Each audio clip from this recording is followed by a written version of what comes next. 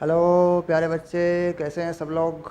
और ये है एनसीईआरटी का एक सवाल। हमारा आगे बढ़ रहे हैं हम, गतिमान आवेश और चुंबकत्व।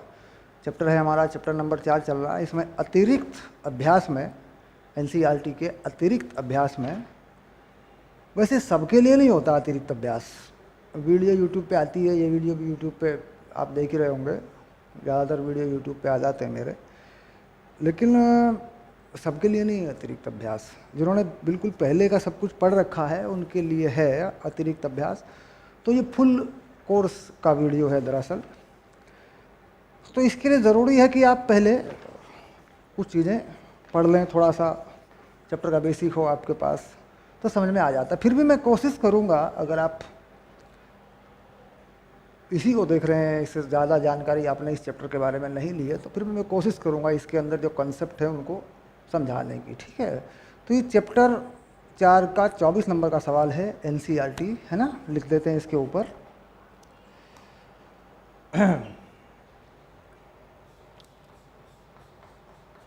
एनसीईआरटी 4/24, ये देखिए, ये अभ्यास का नंबर है, ठीक। धनात्मक जेड दिशा में 3000 गॉस का एक समान चुंबकीय क्षेत्र लगाया गया है। देखिए, धनात्मक जेड दिशा, इसमें 6 चित्र दिखाए गए हैं। इन सभी चित्रों में जो स्थितियां हैं, धारा, ये देखो धारा की दिशा दिखा रखी है, जो पीला पीला रंग है ये धारा की दिशा, धारा कैसे घूम रही है। ये वैसे बंद लूप है, पाश बोल देते हैं इसको हिंदी में, बंद लूप है ये। और ये XYZ है, XYZ एक्सिस पे इस तरीके से ये रखा है। इसकी 6 स्थितियां यहाँ पर बताई गई हैं बुक के अंदर, है ना। तो जो चुंबकीय क्षेत्र है, अगर उसे देखें तो वो है B। अगर उसे सदिश के रूप में लिखोगे तो वो है 0.3 टेस्ला के कैप। ध्यान रहे, सदिश के रूप में लिखा है, देखो मैंने 0.3 टेस्ला के कैप, है ना। ये जो टेस्ला है ये मात्रक है, ये इसका मात्रक है। और दिया था किसमें? गॉस में दिया था। तो गॉस वाले चुंबकीय क्षेत्र को, गॉस जो मात्रक होता है चुंबकीय क्षेत्र का, वो सीजीएस सिस्टम में होता है। तो अगर उसे 10 की घात -4 से गुणा कर दें तो ये बन जाता है टेस्ला में, ठीक। तो कुल मिला के ये चुंबकीय क्षेत्र है। जहाँ भी हम मान लगाएंगे इसका, तो ये लगा देंगे हम, और सभी में ये ऐसा ही है। यानी किसी भी स्थिति में चुंबकीय क्षेत्र बदल नहीं रहा है, वह एक समान चुंबकीय क्षेत्र जेड अक्ष दिशा में लगा हुआ है। उसके बाद आयताकार लूप की भुजाएं 10 और 5 सेंटीमीटर हैं। तो आयताकार लूप की भुजाएं 10 और 5 सेंटीमीटर हैं, तो इसका क्षेत्रफल मिल जाएगा आपको। लूप का क्षेत्रफल, लूप का क्षेत्रफल ये बराबर कितना हो जाएगा? ये हो जाएगा 50 गुणा 10 की घात -4 वर्ग मीटर, ठीक। अब इस क्षेत्रफल को हम क्या कहेंगे? ए। और हो जाएगा कितना? 50 गुणा 10 की घात -4 वर्ग मीटर, ऐसे। क्यों? क्योंकि जो भुजाएं हैं वो सेंटीमीटर में है, ठीक। ये क्षेत्रफल का मान है। क्षेत्रफल का जो सदिश होता है, क्षेत्रफल का सदिश जो हम मानते हैं, वो बाद की बात है। ये इसका मान है। और अगर इसे देखें, ठीक करके देख लें, तो लूप का क्षेत्रफल ये देखो कितना हो रहा है। ये हो जाएगा एरिया 5 गुणा 10 की घात -3 मीटर या वर्ग मीटर या मीटर स्क्वायर, ये क्षेत्रफल हो जाएगा। तो क्षेत्रफल को यहाँ से पकड़ना है, ठीक। अब इस क्षेत्रफल को मैं ठीक करके लिखूँगा, देखो यहाँ से हटाऊँगा इसको, क्योंकि हमारे पास जो है जगह कम पड़ेगी। तो मैं लिख देता हूँ यहाँ पे, लूप का क्षेत्रफल ए बना के लिखता हूँ। लूप का क्षेत्रफल जो है वो ए है, वो है 5 गुणा 10 की घात -3 मीटर स्क्वायर। और लूप में जो धारा बह रही है, लूप में धारा कितनी बह रही है? ये वाली, ये है 12 एम्पियर, ये, ठीक। ये लूप के बारे में जानकारी है, चुंबकीय क्षेत्र है, लूप में धारा बह रही है, और किस किस स्थिति में लूप रखा है, ये सारी बातें हैं। इन सभी स्थितियों में, जितनी भी स्थिति हैं, यहाँ पर हमारे पास बल पूछा गया है। बल युग्म का आघूर्ण यानी बलाघूर्ण पूछा गया है। स्थायी व अस्थायी संतुलन के बारे में पूछा गया है कि किस स्थिति में यह लूप स्थायी और अस्थायी संतुलन बताता है। तो यहाँ पर एक चीज़ की हमें ज़रूरत पड़ेगी, बेसिक कॉन्सेप्ट हमारे पास है, दो फार्मूले हमारे पास होते हैं। एक होता है बल युग्म के आघूर्ण का फार्मूला, आघूर्ण को लिखते हैं हम लोग टाउ, और ये फार्मूला होता है m क्रॉस b। अगर सदिश के रूप में लिखें इसको ऐसे, ये फार्मूला होता है, ठीक। एक होता है हमारे पास स्थितिज ऊर्जा का फार्मूला, ये होता है -m डॉट b, ये फार्मूला होता है स्थितिज ऊर्जा का। तो देखिए m और b की गुणा दोनों में हो रही है, लेकिन ये अदिश गुणनफल है क्योंकि ऊर्जा है, ऊर्जा कार्य है ना, ये सब चीज़ें क्या होती हैं, अदिश गुणनफल होता है। और ये सदिश गुणनफल है, ये आघूर्ण है। अगर इसको थोड़ा सा आगे लिखते हैं तो क्या बनता है, ये बनता है mb साइन थीटा, इसको mb साइन थीटा भी लिखते हैं, और ये mb कॉस थीटा बन जाता है, ठीक। यानी दोनों रूपों में ये सूत्र लिखे जा सकते हैं, mb sine theta, mb cos theta. तो मैं लिख देता हूँ दोनों को, है ना। देखो यहाँ से y हटा लेता हूँ, इस y अक्ष को यहाँ बना देता हूँ ऊपर, तो यहाँ लिख दिया मैंने mb साइन थीटा, और यहाँ पर -mb कॉस थीटा। और ये जो थीटा है कोण, ये m और b के बीच का कोण है, यानी थीटा जो है m और b के बीच कोण, ये चीज़ है, ठीक। अब यहाँ पर अगर हम इन सूत्रों का इस्तेमाल करके बल युग्म का आघूर्ण निकालें या स्थितिज ऊर्जा निकालें या बल निकालें, ठीक, तो बेसिकली अगर मैं बल युग्म का आघूर्ण निकालता हूँ तो मेरे पास एक सरल सा फॉर्मूला है, सदिश राशि के पदों में बल युग्म का बल आघूर्ण निकालता हूँ, या बल आघूर्ण कहूँ या बल युग्म का आघूर्ण कहूँ, जो भी, तो मेरे पास ये सदिश राशियों के पदों में एक सूत्र है। या तो मैं इसे लगा लूँ या मैं m और b के बीच का कोण देख के इसे लगा लूँ, तो मेरे पास दोनों चीज़ें हैं। स्थितिज ऊर्जा मैं निकाल लूँ सभी स्थितियों में, तो मुझे स्थितिज ऊर्जा से क्या मिलेगा, क्योंकि ज़रूरी है भाई स्थितिज ऊर्जा क्यों लिख दी यहाँ पे। देखिए स्थितिज ऊर्जा से मुझे मिल सकता है बल और स्थायी व अस्थायी संतुलन।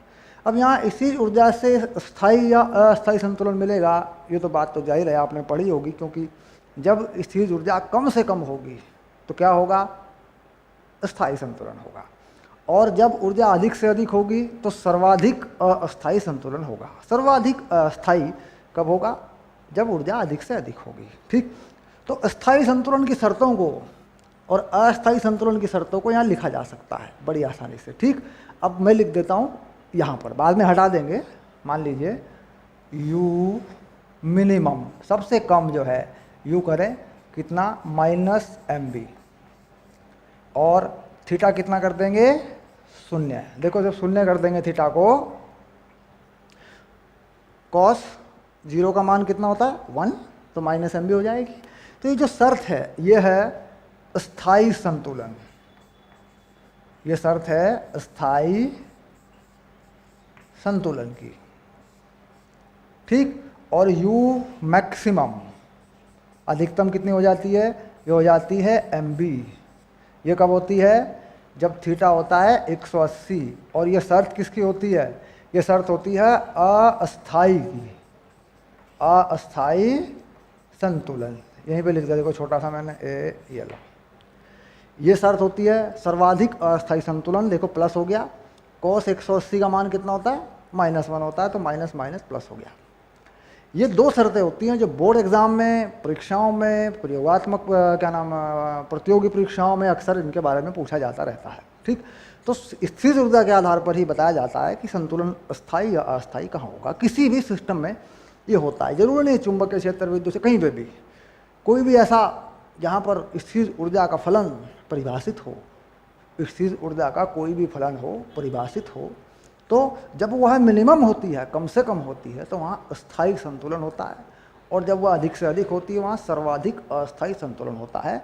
ये एक मैं कह सकता हूँ इसको कि ये मूल नियम है ऊर्जा का, स्थिर ऊर्जा का, ये फंडामेंटल लॉ है ना। अब ये बात समझ में आ गई।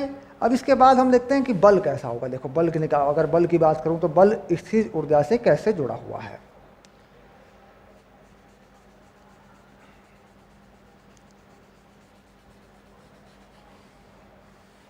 अब बात करते हैं लूप पे बल के बारे में। बल का बेसिक बना लेते हैं, फटाफट देख लेंगे फिर। तो हम जानते हैं कि अगर स्थिर ऊर्जा में परिवर्तन होता है तो माइनस m डॉट बी, अगर इस स्थिर ऊर्जा में परिवर्तन होता है तो बल जो होता है, बल यानी F वो होता है माइनस डेल्टा U बटे डेल्टा R। का मतलब किस दिशा में चुंबकीय क्षेत्र बदल रहा है। अब देखिए यहाँ पे चुंबकीय क्षेत्र किस दिशा में है, जेड अक्ष पर है। तो चुंबकीय क्षेत्र अगर जेड अक्ष के साथ बदल रहा है तो ये चीज़ हो गई डेल्टा जेड, ये बल होगा। ठीक, चुंबकीय क्षेत्र जेड अक्ष के साथ बदल रहा है तो स्थिर ऊर्जा भी जेड अक्ष के साथ बदलेगी, लेकिन यहाँ पर ये बल शून्य आएगा। कितना आएगा ये बल? शून्य। क्यों? क्योंकि बी जो है वो क्या है, अचर है। बी का मान कैसा है, अचर है।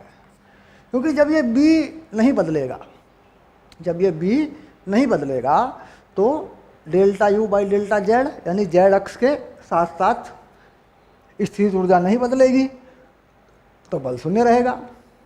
यानी अगर स्थिर ऊर्जा में परिवर्तन होता है चुंबकीय क्षेत्र की दिशा में जाने पर, चुंबकीय क्षेत्र के कारण होता है अगर, तो बल होता है। अगर स्थिर ऊर्जा में परिवर्तन होता है इस कोण के कारण, अगर स्थिर ऊर्जा में यह कॉस थीटा वाला कोण बदलता है तो अघूर्ण होता है। ध्यान रहे, कॉस थीटा कब बदलेगा? जब घूमेगा, जब घूमना हो रहा हो तब कॉस थीटा बदलेगा। तो क्या बनेगा? अघूर्ण बनेगा। और अगर इस स्थिर ऊर्जा में इस बी के कारण, चुंबकीय क्षेत्र के कारण परिवर्तन होता है तो बल होगा।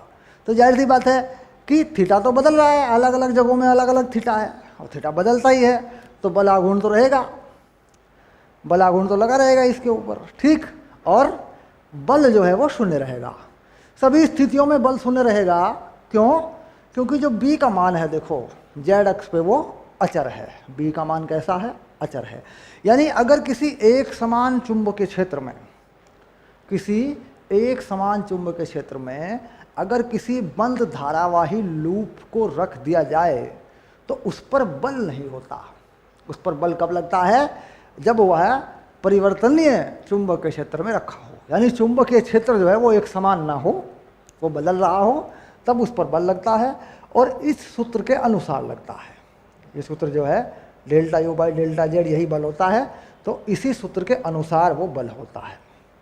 ठीक, अब इस सूत्र को थोड़ा फैला के लिखता हूँ, यहाँ से हटा देता हूँ इसको, थोड़ा ठीक करके लिखता हूँ। देखो इसको कैसे लिख सकते हैं, इसको पूरा करें तो बल जो है वो हो गया minus m dot D B by D Z. देखो ये हो गया, ये माइनस, ये रहा माइनस, लगाना एक सूत्र में है minus delta U by delta D, अभी आपने देखा। तो ये माइनस माइनस क्या हो गए? प्लस हो गए। ये रह गया देखो बल। ठीक, ये बल हो गया। देखो F बराबर ये बल। ठीक, ये बल है ये रहा। देखो तो बल कब लगेगा? जब चुंबकीय क्षेत्र जेड अक्ष के साथ बदलेगा तब लगेगा। और ये कहीं भी लगेगा। अगर स्थिर ऊर्जा में परिवर्तन होगा तो बल लगेगा, अगर स्थिर ऊर्जा में परिवर्तन नहीं होगा तो बल नहीं लगेगा। ठीक, सीधी बात हो गई बिल्कुल। अब ये बात पक्की हो गई कि सभी स्थितियों में चूंकि चुंबकीय क्षेत्र एक समान है, बल शून्य है। सभी स्थितियों में बल शून्य है। तो बल सब में शून्य हो गया और यहाँ से बात क्लियर हो गई, क्योंकि ये कारण है, एक फार्मूला है हमारे पास। बल देखने के हमारे पास कुछ अनाप शनाप तरीके होते हैं। इस पे आई एल बी इधर को, इस पे आई एल बी इधर को, इस पे आई एल बी इधर को, इस पे आई एल बी इधर, अड़ा पता नहीं क्या क्या करते रहते हैं हम, हाथ घुमाते हैं, ये वाला हाथ लगाते हैं ये। तो बंद लूप पे जो है आप कंफ्यूज हो जाएंगे। बंद लूप पे अगर चुंबकीय क्षेत्र बदल रहा है तो इससे देखेंगे कि वो जेड अक्ष के साथ या किसी भी अक्ष पे दूरी के साथ, स्थिति के साथ कैसे बदलता है। यहाँ देखेंगे बल है सीधा सीधा। ठीक। और अगर बंद लूप है, एक समान चुंबकीय क्षेत्र है, तो बल शून्य हो जाएगा, क्योंकि ये सूत्र बता रहा है देखो चुंबकीय क्षेत्र जेड अक्ष पर नहीं बदल रहा है, तो बात खत्म हो गई। ये बात पक्की करके रखेंगे। अब दो बातें क्लियर हो गई कि स्थायी और अस्थायी संतुलन की शर्तें मिल गई, और ये पता लग गया कि बल जो है सभी स्थितियों में शून्य है। ठीक, तो सभी स्थितियों में बल शून्य है, ये बात पता लग गई। और ये सूत्र पता लग गए हमें कि सूत्र कैसे काम करते हैं। अब इन्हें लगा देंगे हम यहाँ पे। अब इसे भी मैं हटा देता हूँ।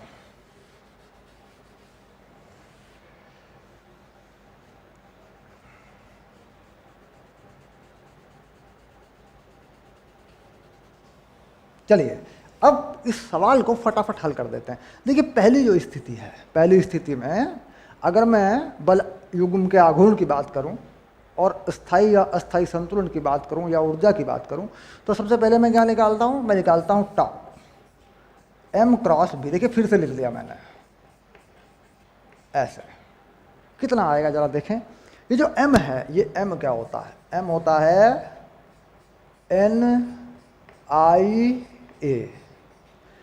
ये जो एरिया का सदिश है, ये अंगूठे के नियम से जो करंट है वो उंगली पे घुमाते हैं, राइट हैंड थंब रूल, दाएं हाथ का अंगूठे का नियम होता है। और जो अंगूठा है यानी तल के लंबवत जो दिशा होती है उस पर जाता है।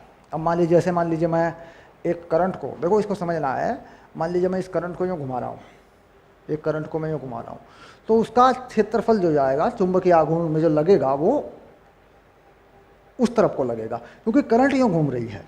तो करंट को क्या करते हैं? उंगलियों पे घुमा लेते हैं ऐसे, और अंगूठे पे क्या आ जाता है? चुंबकीय आघूर्ण आ जाता है। तो ये बात पक्की हो गई। अब इसमें क्या है, कहीं भी इसमें क्या है, चक्करों की संख्या नहीं है, एक ही चक्कर है, फेरा जो है इसमें एक है। तो ये n हटा दिया, ये n1 ही होगा। ये रहा देखो, हो गया a। अब ये जो a है ये हमें अलग अलग जगहों पे लिखना पड़ेगा। अगर मैं इसका मान देख लूँ, देखो ये रहा I × a, ये मिल जाएगा मुझे यहाँ से, क्योंकि मेरे पास धारा है, ये है, लेकिन मुझे यहाँ क्या लगाना है? सदिश राशि के पदों में लगाना है।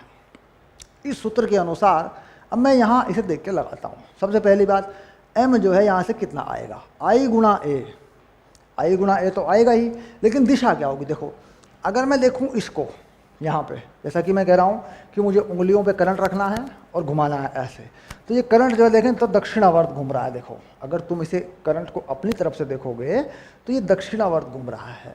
तो इसका जो m है वो बाहर तुम्हारी तरफ को आ रहा है, और इस तरफ जो दिशा है वो कौन सी है? x अक्ष की दिशा है। x अक्ष की कौन सी दिशा है? धनात्मक दिशा है। यानी x अक्ष की धनात्मक दिशा क्या होती है? I cap. तो देखें अगर, तो चीज़ कितनी बन रही है? ये हो गया I कैप और इसका सदिश गुणनफल, और जो भी b है 0.3 k कैप। ये आ गया। देखो ये क्या है? चुंबकीय आघूर्ण हो गया। I क्रॉस k क्या होता है? ये होता है -j। तो ये हो गया IA × 0.3 -j न्यूटन मीटर इसका मात्रक है। अगर इसे हल कर देंगे आप तो ये वैल्यू आएगी 0.018 और माइनस के j कैप की तरफ ये वैल्यू आएगी। देखो कैसे? I का मान कितना है? 12 पंजे 60, 37 18, ये वैल्यू आ जाएगी। ठीक, तो कुल मिला के अगर मैं इस वैल्यू को यहाँ सही करके लिख दूँ तो कितना आ रहा है जरा देखें, हल कर लें इसको। ये आ रहा है 0.018 माइनस j कैप, मात्रक आ रहा है इसका न्यूटन मीटर। ये आ गया। देखो -j कैप यानी ऋणात्मक y अक्ष की तरफ। -j कैप का मतलब है कि ये चीज़ आ रही है इस तरफ को ऐसे। -j कैप मतलब इस तरफ को आ रहा है m की दिशा। इस m को यहाँ से हटा लेता हूँ, ये सूत्र था। अब देखो इस पे लिख देता हूँ यहाँ m। ठीक, अब ये दिशा जब आ रही है ऐसे, इसी के तल में से होते हुए जो है ये दिशा आ रही है ऐसे, तो ये घूमेगा कैसे? यूँ घूमेगा। तो इसका मतलब हो गया कि ये यूँ घूमेगा ऐसे। ठीक, यह पलटी मारेगा। और कितना? आघूर्ण लगेगा इस पर 0.018 माइनस जे कैप इतना इतना, और उत्तर में क्या लिखेंगे 0.018 ऋणात्मक y अक्ष की तरफ। ठीक, ये इस पे हो जाएगा। अब यहाँ इस पे आ जाते हैं। देखिए इस स्थिति में और इस स्थिति में कोई फर्क नहीं है, जब कुछ सेम है। जो धारा है वो बिल्कुल ऐसे ही घूम रही है, सिर्फ ये है कि ये आयताकार लूप, यहाँ ये लंबाई दिखाई गई है, ये चौड़ाई दिखाई गई है। यहाँ पे कुछ नहीं, लंबाई इधर कर दी, चौड़ाई इधर कर दी, तो इससे कोई फर्क नहीं पड़ता, क्योंकि जो m है वो किस पे निर्भर करता है, क्षेत्रफल पे। तो क्षेत्रफल तो किसी भी आकृति का हो, आयताकार लूप हो, वर्गाकार लूप हो, वृत्ताकार लूप हो, या किसी भी तरह का लूप हो। ठीक, बाकी चीज़ें पहले केस में और दूसरे केस में बिल्कुल सेम है। तो यहाँ पर भी चीज़ सेम आ जाएगी बिल्कुल। उत्तर जो का तो मिलेगा 1.8 माइनस जे कैप न्यूटन मीटर। ठीक, अब बात करते हैं, बल शून्य हो चुका है, अब बात करते हैं स्थितिज ऊर्जा की। अगर देखें स्थितिज ऊर्जा कितनी होगी, देखिए यहां पर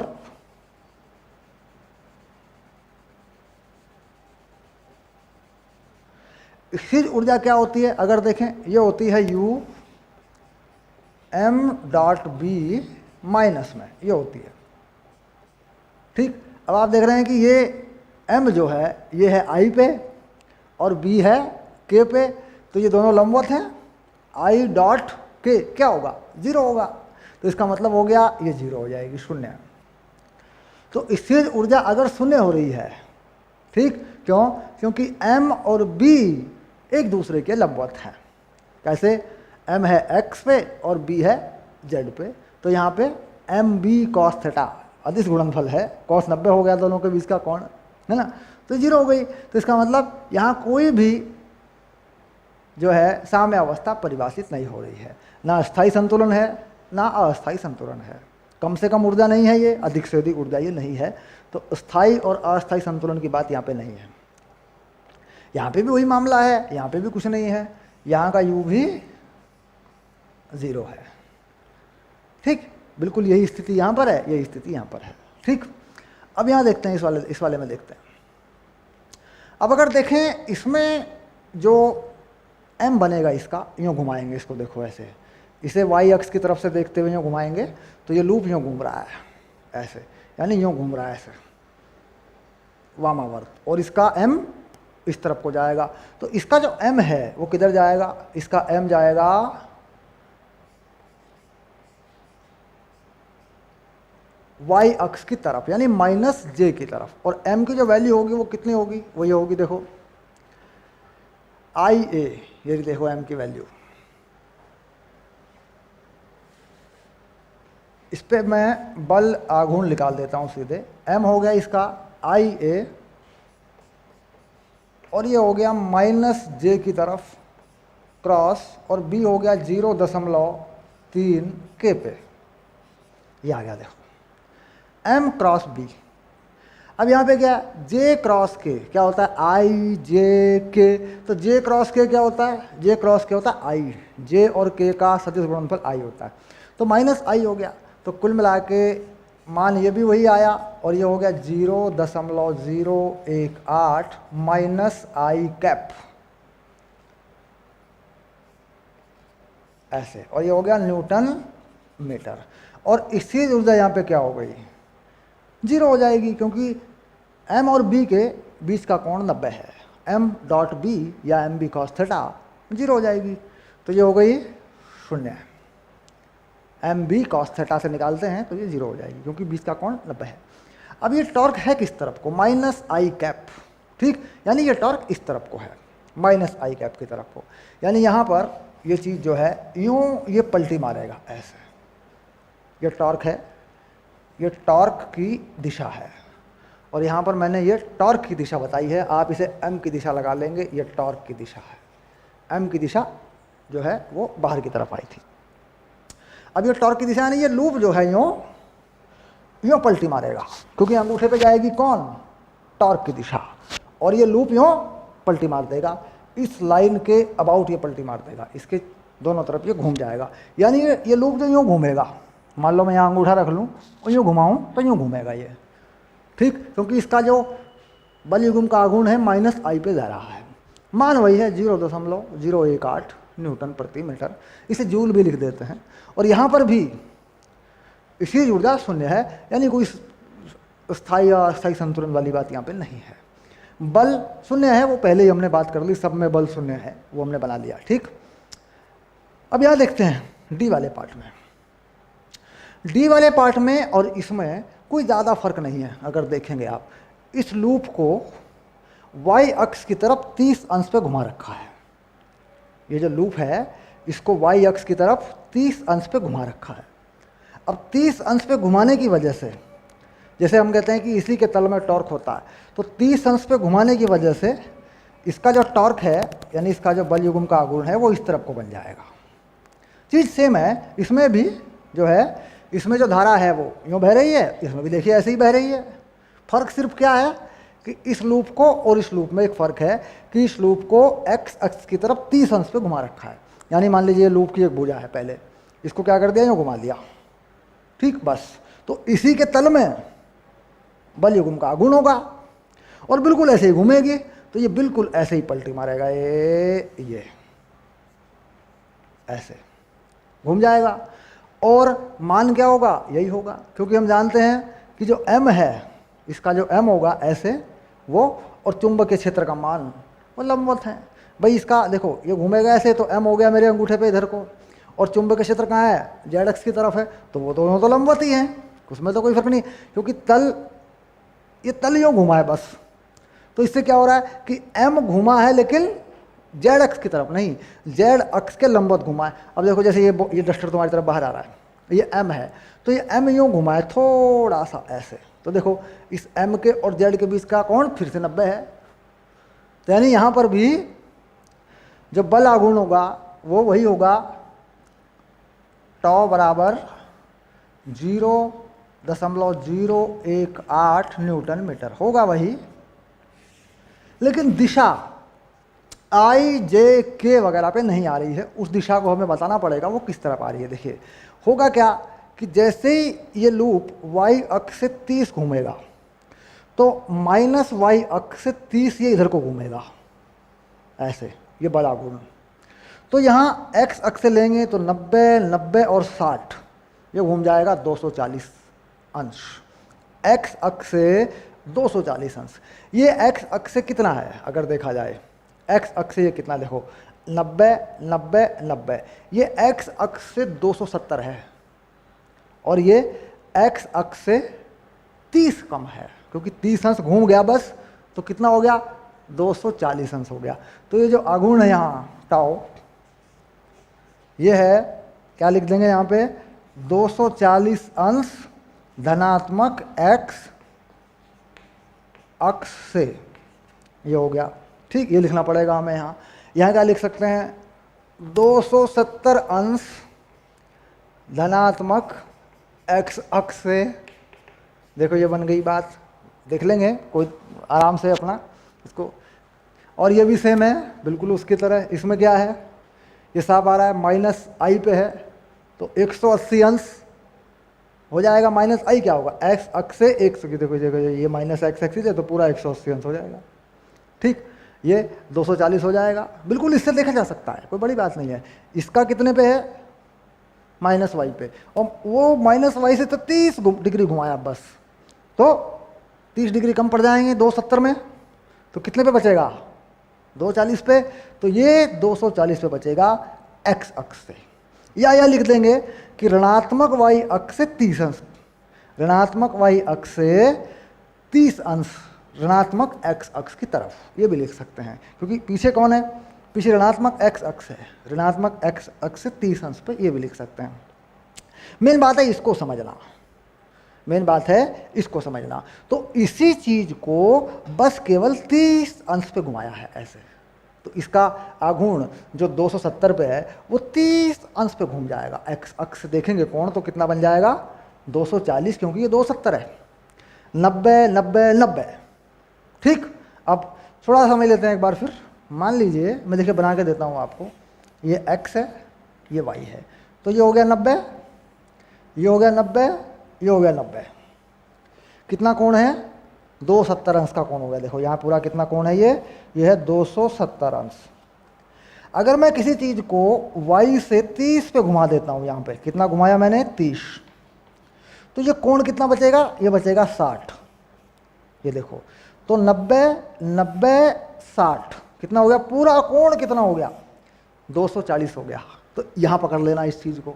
या फिर एक तरीका होता है, इस लूप के ऊपर बैठ के देखो, फिर देखो घुमाया हुआ है तो इधर से ये भी घूम जाएगा, इसको पकड़ना है। तो कुल मिला के इसमें भी स्थिर ऊर्जा कितनी है? 0 है। क्यों? क्योंकि इसमें भी M और B विद्युत आघूर्ण और चुंबक क्षेत्र एक दूसरे के लंबवत हैं। ठीक, अधिकतम बल युग्म का आघूर्ण है अधिकतम अधिकतम अधिकतम अधिकतम। ठीक, अब इसमें देखते हैं इसमें कितना होगा। देखिए इसका जो, देखो ये ऐसे घूम रहा है यूँ ऐसे, इसका जो M है वो ऊपर को है, इसका M किधर को है? ऊपर को है, और B भी ऊपर को है।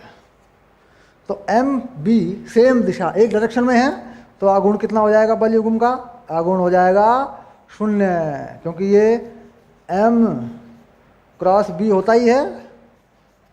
तो ये भी M किधर है? M भी Z अक्ष पे है और B भी Z अक्ष पे है, तो 0 हो गया। देखो सदिश गुणनफल 0, K क्रॉस K Z अक्ष के साथ, यानी एक ही दिशा में करते हैं सदिश गुणनफल, तो 0 हो जाता है। क्योंकि होता क्या है? M B साइन थीटा, तो M B साइन 0, उससे भी देख सकते हैं, सदिश में भी देख सकते हैं। ठीक, कुछ इसमें भी ऐसा ही है। ठीक, इसमें क्या हो रहा है कि इसका जो एरिया है, देखो इसमें यूँ जा रहा है, यूँ घुमा रहा है यूँ, तो इसका M नीचे को है, इसका M किधर को है? इसका M नीचे को है, और B इसका इसमें ऊपर को लगी है। तो यहाँ M और B के बीच का कोण कितना है? 180 है, तो इसका भी 0 हो जाएगा। ठीक, यहाँ पे थीटा कितना है? यहाँ पे थीटा है 180। M और B के बीच का कोण, यहाँ पे थीटा कितना है? यहाँ पे थीटा है 0। ठीक, थीटा 0 पर स्थायी संतुलन होता है। थीटा 0 है तो स्थायी संतुलन है। क्यों? क्योंकि स्थिर ऊर्जा कम से कम है। ये अभी हमने पता लगा लिया था, स्थायी संतुलन है क्योंकि स्थिर ऊर्जा कम से कम है। और यहाँ स्थिर ऊर्जा अधिक से अधिक है, 180 है, तो यहाँ अस्थायी संतुलन है। थीटा बराबर 180 है, यहाँ अस्थायी संतुलन है।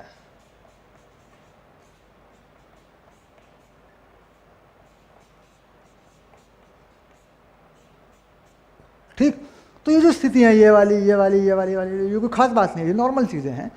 इसको ठीक से समझ लेना आप, इसको पक्का करना है कि भाई जो M और B के बीच का कोण है वो 90 ही रहा, तो यही होगा अधिकतम। और जो बल युग्म का आघूर्ण होता है वो तल में ही होता है, जो एरिया का तल होता है, क्षेत्रफल का तल होता है, वो उसी में होता है। देखो यहाँ पर भी इसके तल में ही हुआ, ये घूम गया। ठीक, यहाँ पर भी इसके तल में ही होगा, ये घूम जाएगा। और ये पक्का करना है कि ये कोण जो है 240 अंश का है। प्रैक्टिकल करके, एक कॉपी लेकर के, किताब लेकर के, कायदे से उस पर करंट घुमा के देखे, पक्का करना कि 240 का कोण कैसे आया। ठीक, इसको डन करना, बाकी चीज़ें सारी सामान्य हैं। तो कई सारे कंसेप्ट थे, स्थिर ऊर्जा कैसे निकालें, बल कैसे निकालें, इस सवाल में बहुत सारी चीज़ें क्लियर हुई हैं हमारी, है ना। इसको, इस वीडियो को 1 बार 2 बार 3 बार इस सवाल को पक्का करना, क्योंकि इसमें बहुत इंपॉर्टेंट चीज़ें हैं। कंपटीशन के लिए, बोर्ड एग्जाम के लिए बहुत कुछ छिपा है इस सवाल के अंदर। ठीक, ये पूरा सवाल नहीं आया करता पेपर में लेकिन कंसेप्ट सारे इसमें पक्के कर लेना। स्थायी अस्थायी संतुलन, बल युग्म का आघूर्ण कहाँ होगा मैक्सिमम, अधिकतम, या कहाँ कम से कम होगा, कहाँ स्थिर ऊर्जा कम होगी, स्थिर ऊर्जा 0 है, कम से कम है, बल क्यों नहीं लगता, क्योंकि स्थिर ऊर्जा में परिवर्तन नहीं है ना। ये सारी चीज़ें इस सवाल से क्लियर होंगी। ठीक, चलिए लेते हैं अगला सवाल। ओके।